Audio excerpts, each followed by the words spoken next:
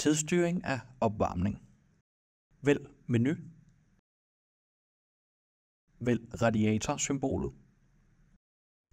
Og vælg driftsform i auto.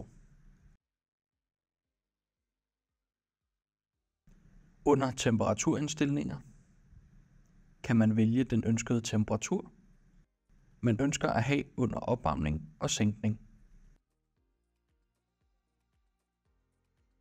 I tidsprogram kan man aktivere mit tidsprogram, og her er der valgt mandag til søndag. Og fra klokken 17 ønsker vi at sænke, og efter klokken 21 ønsker vi at varme.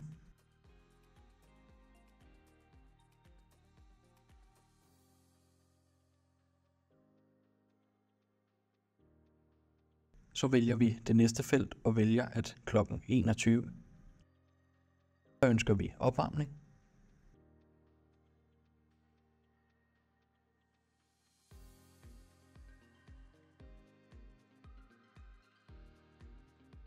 Vi har nu valgt en sænkningsperiode fra mandag til søndag, hvor vi varmer boligen hele døgnet på nær fra klokken 17 til 21.